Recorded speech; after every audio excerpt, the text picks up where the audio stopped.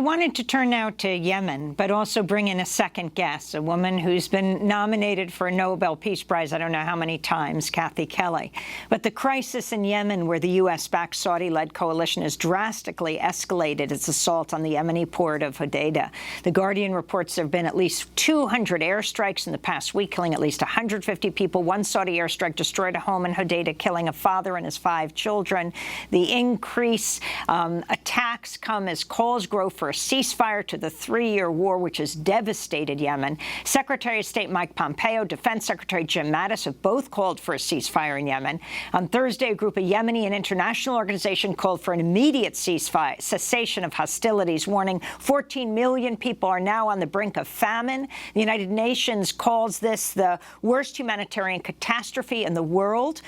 In addition to Rashida Tlaib, we want to get your response to this. We're joined by Kathy Kelly, co-coordinator of Voices for Creative Nonviolence, a campaign to end military and economic warfare. You helped organize a protest outside the Saudi consulate in New York yesterday, and you're protesting as well today, Kathy. What are you calling for? Well, we certainly want to see an immediate end to the fighting and an immediate lifting of any of the blockades of ports or of roadways. And we want to see the children focused on as the most important issue right now, not political maneuvering in order before a ceasefire to try and make the biggest grabs that any group can. As you say, it's a very dire situation, and the United Nations people who've sounded the alarm have said that a complete collapse could happen, leading to the famine that could cause starvation of 14 million people. So you were outside the Saudi consulate. What about the U.S. relationship with Saudi Arabia? Well, 2 of our people were arrested and held briefly outside of the U.S. mission to the UN.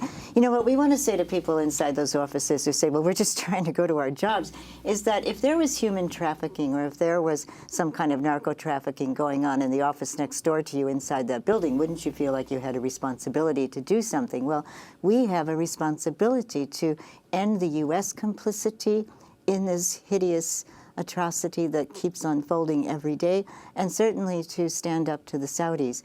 And I think people who work within those offices join in that responsibility. The murder of Jamal Khashoggi in the Saudi consulate in Istanbul, Turkey on October 2nd by Saudi officials. The dismemberment and murder, it's not clear where his body is, called some attention to what's happening in Yemen, because it called attention to the murderous policy of the Saudi regime. Do you feel there's some movement in Congress right now? I think there is some movement. I think that all would be willing to acknowledge that it's too little, and for many, many people, too late. You know, the dismemberment of Jamal Khashoggi was so ghastly, and it made people realize that the Saudis would go to great lengths to cover up, to obfuscate, to delay any kind of action. But certainly the dismemberment of children who've been hit by aerial attacks is just as ghastly. The strangulation of Jamal Khashoggi was also horrible, but essentially when children... called attention to what's happening in Yemen. And when children die from starvation, it's basically asphyxiation. So I think we have to be sure to keep on promoting the possibility that these children's lives could be spared. Rashida Tlaib, what are your plans what are your plans when you enter Congress in dealing with Yemen? Well, first of all, Kathy, thank you so much for your incredible leadership. I think you don't understand, or maybe you truly understand, the importance of movement work outside of the halls of Congress and outside of some of the structures that are there. I think you being out there pushing back against, you know, for me, it's not movement. I mean, when you say there's been some sort of movement in Congress, it's just talk. I think, including our own president, talk to me is not movement. We have to have action. We send a lot of money. I think it's in billions of money to the Saudi government. We have so much tremendous of leverage as the United States of America, but we seem to choose to look away when there's other interest at play. And it really is disturbing to me, because we need to be the leaders out there and pushing back against these kind of starvations and these kinds of, to me, inhumane cruelty towards children, but even just fellow human beings. This is a generation. These children, we can't get the years back for them. This is really something that's going to reflect on us and our policy for years to come. That Yemeni child is going to grow up and look to us and say we didn't do anything. We are a leader in the nation, and people say, well, you know, we can't save everyone. But boy, our public dollars are being sent to a lot of these governments that play a leadership role in some of these actions, and we need to use that as leverage to say, no, enough. We're not going to use our public dollars, taxes that my neighbors pay, into a system that does this. It's very disturbing, and I can tell you, even the Yemeni Americans here who have done so much work to raise money to try to send there to help, it's just not enough. And we need people and leadership within the United States Congress to speak up, not to say they're concerned about the murdering of the journalist, not to say that they're looking into it. No, enough is enough. We know exactly what's happening. Let's stop pretending, and let's actually act. By saying to the Saudi government, no money until you stop doing what you're doing to the Yemeni community. So you're saying cutting off U.S. Military support for Saudi Arabia?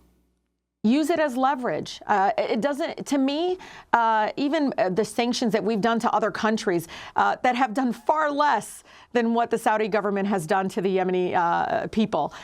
We have done it before with sanctions and with pulling back our support, and we haven't done an inch of it with the Saudi government. And we absolutely know that they're having a leadership role here in hurting and really the inhumane actions by the government towards the Yemeni community. And do you believe what President Trump is saying about Saudi involvement with the killing of Khashoggi, Rashida Tlaib, or what is your response to the Trump administration, Jared Kushner and President Trump, saying they're waiting for the Saudis to investigate themselves and their defense of the Crown Prince? Look, that's what they're saying. It's fine, but I think in Yemen. Yeah, but I know we have our own intelligence, and I know exactly, I'm not there yet, but I'm sure our own intelligence is confirming exactly what the American people already know.